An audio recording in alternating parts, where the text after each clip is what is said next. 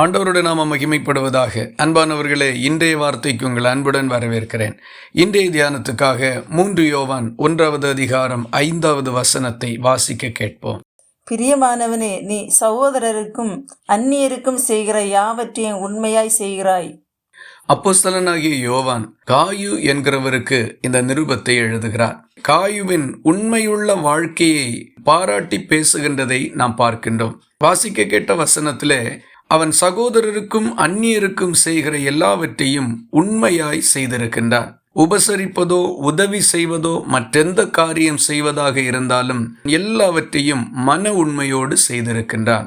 இந்த காயுவினிடத்திலிருந்து யோவான் அப்போஸ்தலனிடத்திலே சிலர் வந்து அவன் வேத சத்தியங்களின்படி நடக்கிறதில் உண்மையுள்ளவனாய் இருக்கின்றான் என்று சாட்சி கொடுத்திருக்கின்றார்கள். அந்த சாட்சி யோவானுக்கு மிகுந்த மகிழ்ச்சியை கொடுத்தது.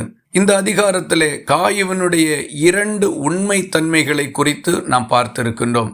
ஒன்று, அவன் பிறருக்கு செய்கின்ற எல்லாவற்றையும் மன உண்மையோடு செய்கின்றான். இரண்டாவதாக, வேத வசன சத்தியங்களின்படி நடக்கிறதற்கு மன உண்மையுள்ளவனாய் காணப்பட்டிருக்கின்றான். நம்முடைய வாழ்க்கையும் நாம் சற்று சிந்தித்து பார்ப்போம். பிறருக்கு நாம் எதை செய்தாலும் மன உண்மையோடு செய்வோம். அதை ஒரு வருத்தத்தோடோ கட்டாயத்தோடோ விருப்பம் இல்லாமலோ அல்ல, மன உண்மையோடு செய்வோம்.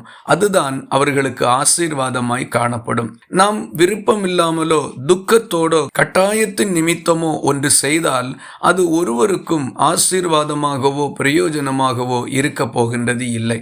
அதே போல தேவன் நமக்கு கொடுத்திருக்கக்கூடிய நல்லொழுக்கங்களை குறித்த வேத வசன சத்தியங்களின்படி நடக்கிறதற்கு நாம் மன உண்மையோடு காணப்பட வேண்டும். எந்த இடத்திலும் வசனத்தை கை கொண்டு ஜீவிக்க வேண்டும். அதுதான் நமக்கு சாட்சியை ஏற்படுத்தும். காயுவை குறித்த அந்த சாட்சி எல்லாருக்கும் மிகுந்த சந்தோஷத்தை கொடுத்தது. அதுபோல பிறர் நம்மை பார்க்கும்போது வேத வசனத்தின்படி நாம் நடக்கிறதை குறித்து நற்சாட்சி சொல்லுவார்களானால் பரலோகமும் சந்தோஷப்படும். இந்த காலை வேளையிலே நாமும் பிறருக்கு செய்கின்றவைகளை மன உண்மையோடு செய்வோம். பிறர் நம்மை குறித்து நல்ல சாட்சி சொல்லக்கூடிய அளவுக்கு நம்முடைய வாழ்க்கை வசனத்தின்படி காணப்படட்டும். இவை தேவனை சந்தோஷப்படுத்தும். அவர் நம்மை ஆசீர்வதிப்பார், மேன்மையாகவும் வைப்பார்.